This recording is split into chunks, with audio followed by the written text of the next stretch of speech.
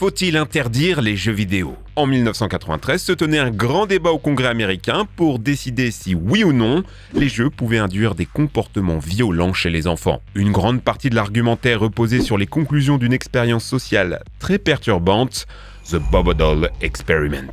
L'idée était de comprendre d'où vient l'agressivité. Était-elle transmissible du parent à l'enfant ? Pour ça, on va utiliser un jouet, la poupée Bobo, un clown destiné à être boxé. On a deux groupes d'enfants âgés de 3 à 6 ans. Le premier groupe dit non agressif joue pacifiquement avec un adulte sans trop calculer la poupée Bobo, alors que dans le second, l'adulte tabasse Bobo. Mais genre violent, des insultes, des coups de marteau et des prises de catch. On isole ensuite les enfants dans une pièce avec plein de jouets, on les laisse un peu s'amuser, puis on leur dit d'arrêter. Tes jouets ? Confisqués. Ils sont réservés aux meilleurs enfants. Pas pour toi, allez va-t'en. Le but de cette phrase ? Les frustrer, les humilier, les énerver.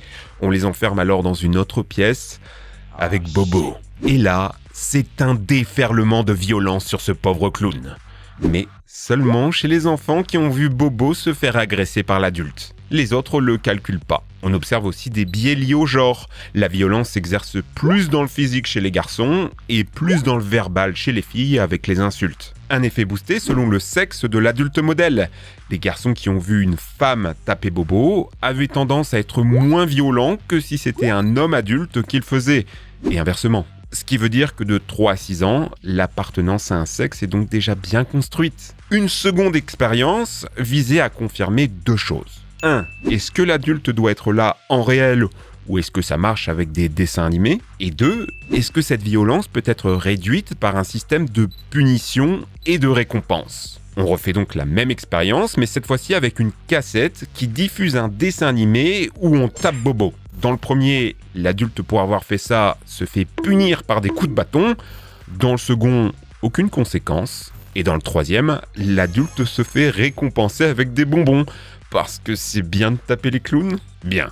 Comme vous vous en doutez, le groupe qui a vu la punition était beaucoup moins agressif, alors que les groupes avec récompense et sans récompense avaient le même niveau d'agressivité. Ce qui implique donc qu'un enfant qui voit la violence à la télé, si celle-ci n'est pas punie, intègre des comportements violents. C'était le rôle des vieux contes de fées. Vous aviez des scènes horribles. Dans Cendrillon, les femmes se coupent les pieds pour se les faire entrer dans la chaussure en cristal, Pinocchio finit brûlé pour ses péchés, et combien d'enfants mangés par des ogres. La violence était là, mais toujours punie. Alors que les Disney modernes, qui reprennent ces contes, les expurgent de toute violence. Ce qui implique que les enfants vont la chercher ailleurs, sans contrôle, et c'est pas fou. Notons quand même qu'il y a eu 3 grosses critiques à cette expérience.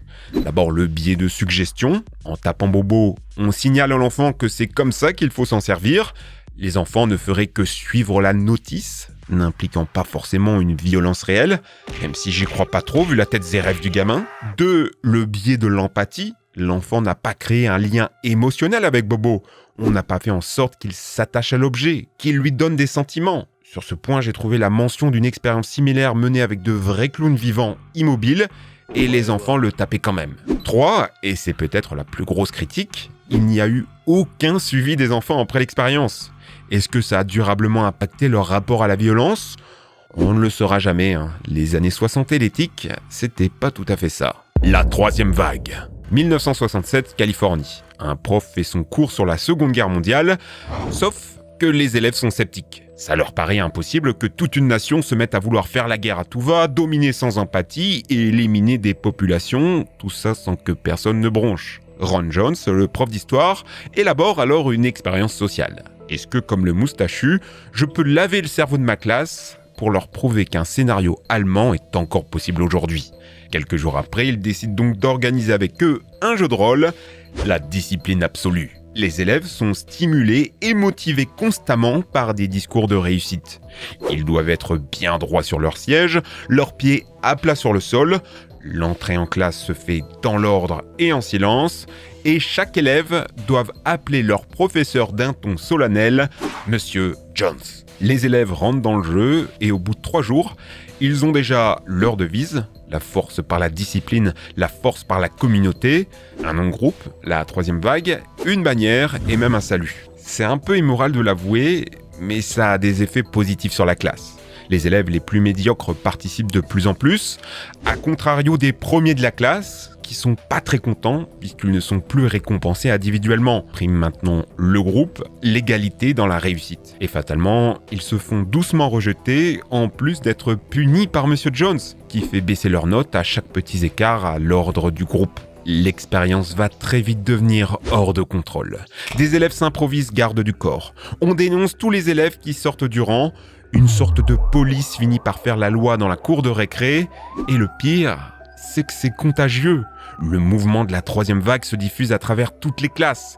En quelques jours, on est passé de 30 à 200 élèves intégrant les codes et une discipline de fer. Des élèves sèchent même leurs cours pour assister à ceux de Monsieur Jones.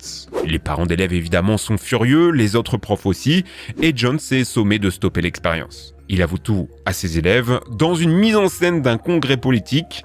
Oui, voilà comment le moustachu a fait. Les élèves interviewés se sont sentis stupides, ont eu des regrets, mais tous le disaient, ils y ont pris plaisir, ils se sentaient bien. Au final, le professeur Jones finit viré de l'école et décrira lui-même sa troisième vague comme l'un des événements les plus effrayants qu'il n'ait jamais vécu dans une salle de classe. L'histoire a été adaptée en plusieurs films, comédies musicales et même un documentaire Netflix. Moins connu, mais à la même époque, s'est déroulée une expérience similaire avec une classe de CE2. Jane Elliott a voulu prouver le racisme systémique en séparant sa classe entre les élèves aux yeux marrons et les élèves aux yeux clairs. Elle a conditionné les enfants à considérer les yeux bleus comme supérieurs, c'est-à-dire qu'ils pouvaient être au premier rang, boire les premiers à la fontaine, et la prof vanter leur mérite dans l'histoire. Devinez quoi ? Au bout de quelques jours, on est passé d'une classe amicale et soudée à des élèves qui se discriminent et s'insultent.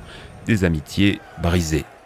Le petit Albert. D'où vient la peur des araignées, des fonds marins ou des espaces étroits ? Est-ce que tu nais avec, ou est-ce que ça se construit pendant l'enfance ? Pour le savoir, le docteur Watson va logiquement traumatiser un bébé pour la science. Son nom, Albert B, 9 mois. Le docteur commence par lui présenter une souris. Tranquille, pas peur. Il recommence, mais cette fois-ci, il frappe un tuyau avec un marteau pour produire un son horrible. Il répète ça plusieurs fois jusqu'à ce que l'enfant associe la souris au déclenchement du bruit. Bingo. L'enfant pleure, fuit à la vue d'un simple rongeur. Il a fabriqué une phobie. C'est une vraie révolution pour l'époque. Venait de naître le courant du behaviorisme. L'idée en psychologie que tous nos comportements naissent d'un conditionnement. Ce qu'on appelle notre personnalité est totalement artificielle, créée par nos parents, nos rencontres ou notre environnement. Mais pendant que les savants sabraient le champagne, quelque chose d'horrible se passait chez Albert. Encore une fois, l'expérience a échappé à son créateur. Car la peur du bébé s'est généralisée à tous les animaux à poil. Des chiens aux lapins et même à la barbe du Père Noël. Tout ce qui était poilu devenait traumatique. Watson, en panique, a donc essayé de faire une nouvelle expérience pour désensibiliser le pauvre Albert, le faire revenir à la normale, mais en vain. La mère décide donc de retirer l'enfant du programme, de claquer la porte à Watson qui avait détruit son fils. Vous vous demandez probablement, qu'est-ce qu'est devenu Albert ? Est-il encore traumatisé ? Malheureusement, Albert B était un pseudonyme. Impossible de le retracer, à moins que, après des années d'enquête, on a eu 2 pistes sérieuses. D'abord celle de Douglas Merritt. Une mauvaise nouvelle car l'enfant est mort à l'âge de 6 ans d'une hydrocéphalie. C'est quand il y a trop d'eau dans le cerveau. La maladie se caractérise par une extrême sensibilité au bruit et aux vibrations. Or, c'est ce que faisait Watson avec sa barre de fer. Le pire là-dedans, c'est que c'est une maladie de naissance qu'un docteur peut diagnostiquer rien qu'en voyant le bébé. Alors si ça s'avérait vrai, ça voudrait dire que Watson a truqué son expérience. Il a torturé un enfant handicapé juste pour prouver sa thèse. Sachez quand même que le karma a tapé très fort. Expulsion de l'université à cause d'une liaison avec une étudiante, perte de ses diplômes, divorce, et sa lignée a été anéantie, ses 2 enfants ayant décidé de s'envoler vers les étoiles. Reste notre deuxième piste quant à l'identité d'Albert, celle de William Albert Barger. Fils d'une nourrice du campus universitaire qui a donné naissance pile à la bonne période.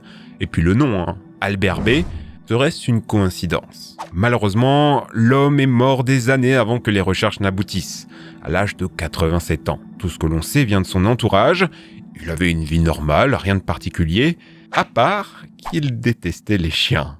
L'étude du monstre. Le bégaiement touche plus de 70 millions de personnes dans le monde. À ce jour, aucun traitement. Mais en 1939, l'orthophoniste Dr. Wendell Johnson a voulu essayer et ça va être terrible. À l'époque, on pensait qu'on bégayait parce qu'on était gaucher. Mais vu qu'on était forcé d'écrire dans la main droite, ça faisait bugger le cerveau. Le Dr. Wendell Johnson, lui-même bègue, ne croit pas à cette thèse de la main. Selon lui, on bégaye à cause d'un traumatisme dans l'enfance. Selon lui, son symptôme a été causé par un professeur méchant qui se serait moqué de sa prononciation. Du coup, il va essayer de reproduire ce qui lui est arrivé sur 22 enfants d'un orphelinat, tous entre 5 et 15 ans. Parmi eux, 10 bègues légers qu'il va essayer de guérir avec du renforcement positif. Alors qu'il va essayer de créer du bégaiement chez les autres par du renforcement négatif. Concrètement, on félicitait les enfants bègues pour la fluidité de leur discours et on punissait ceux qui parlaient bien en les humiliant à la moindre imperfection. Non mais t'es incapable d'articuler. Me parle même plus à moins d'être sûr de pouvoir faire une phrase correcte. Voilà le genre de dinguerie qu'on lâchait aux gamins.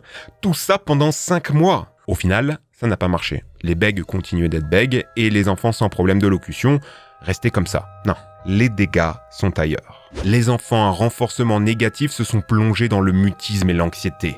Des enfants tellement traumatisés que certains tenteront de fuguer de l'orphelinat à leurs 12 ans. Est-ce que Dr. Wendell Johnson le regrette ? Non. Selon lui, ça va disparaître avec le temps, et puis ce sont juste des orphelins. Moralement, c'est pas des vrais humains. Oui, en 1939, on pouvait lâcher ça tranquillement dans des études scientifiques. Sauf qu'avec la fin de la Seconde Guerre mondiale et les expériences horribles qui ont été menées, la morale change un peu, et Wendell Johnson décide de ne jamais parler de cette expérience. Il deviendra une star adorée en popularisant l'idée que le bégaiement n'était pas naturel, mais conditionné. Il aura fallu attendre 60 ans plus tard pour qu'en 2001, cette icône se fasse détruire. Déjà, tout ce qu'il a dit était faux, ça reposait sur rien, et puis son étude du monstre a été dévoilée publiquement au grand jour. Les orphelins qui sont maintenant de vieilles personnes redécouvrent ce qui a brisé leur vie, car certains ne s'en étaient jamais remis, mourant dans la solitude. 6 d'entre eux attaquèrent l'université et ils vont récupérer $1 million chacun pour les blessures psychologiques et émotionnelles. L'étude du monstre reste cependant un objet d'étude fascinant, riche d'enseignements scientifiques, unique par le fait que plus jamais l'humanité ne retentera telle chose. Conditionner le genre. Le petit Bruce, 8 mois, est né avec un problème à la bistouquette, une phimosis. En gros, le prépuce est bloqué et il faut circoncire. On est en 1966, pour faire ça on utilise une aiguille chauffée à blanc, et pas de chance pour Bruce, elle glisse, et ziou, la zigounette, y a plus. C'est là que va entrer en jeu un nouvel être odieux, Dr. John Money. Lui, son créneau, c'est l'hermaphrodisme. Il étudie les enfants qui sont nés à la fois garçons et filles. Et pour lui, la sexualité, c'est totalement une construction sociale. On est en 1966, John Money est l'un des pères du concept de genre.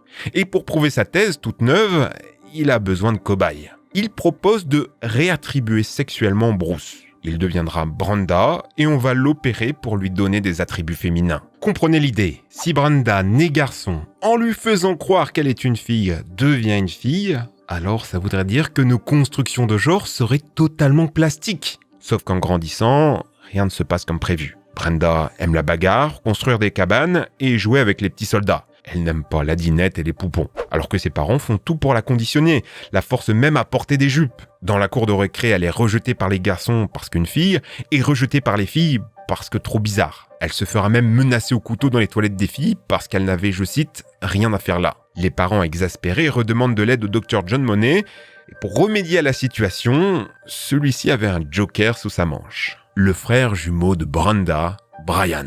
Oui, Bruce et Brian sont nés en même temps. Tous les deux ont une phimosis, mais Brian va être épargné par la boucherie. Pour John Money, c'est une opportunité en or. Si Brenda était la patiente parfaite, Brian serait l'assistant de son œuvre. Ce qui se passe ensuite, je peux pas vous le raconter sur YouTube. Juste, il va y avoir des bails entre frères et sœurs de 10 ans, le tout photographié par John Money. Pour lui, il fallait leur faire répéter des scénarios d'adultes pour qu'ils intègrent leur conditionnement de genre. Les années passent, et à 14 ans, malgré les piqûres d'oestrogène, Brenda reste un garçon manqué. Ses parents lui avouent tout, c'est le choc, mais aussi une libération. Brenda demande à être renommé David, le garçon qu'il a toujours été. Et tout ça va très mal finir. Le père sombre dans l'alcoolisme, la mère fera des tentatives de S, Brian, son frère, deviendra schizophrène et passera à l'acte. Et pour David, quand il découvrira à la télé que son abuseur était devenu un imminent chercheur, une star des plateaux avec son concept, eh bien David tentera d'alerter la population. En vain. Épuisé par son combat, il décidera de rejoindre son frère jumeau dans les étoiles. Ah, ça donne envie de tout casser. Après, je dois mettre au point 2 choses pour éviter toute polémique. Déjà, ce genre d'expérience est arrivé dans l'autre sens. On a essayé de « guérir » entre guillemets l'homosexualité par des électrochocs, et ça a conduit à des destins tout aussi tragiques que ce qu'on a raconté. Ensuite, ça ne remet pas en cause l'idée de transidentité. Bruce est né garçon, se sentait garçon, et fallait le laisser comme ça. Là où dans la transidentité, l'enfant peut avoir l'impression de ne pas être dans le bon sexe, et les études tentent à prouver que ce sentiment ne se résorbe pas à l'âge adulte, comme pour Bruce. Faut-il alors conclure qu'il y a en nous un peu de nature ? Je vous laisse en débattre dans les commentaires. Vous l'aurez compris, si dans nos sociétés les enfants sont autant sacralisés, c'est pas pour rien. Ils sont malléables. Si vous me regardez et que vous avez moins de 13 ans, je peux vous manipuler. Induire chez vous des comportements que vous aurez toute votre vie. C'est pour ça qu'en tant que youtubeur, on a autant de responsabilités.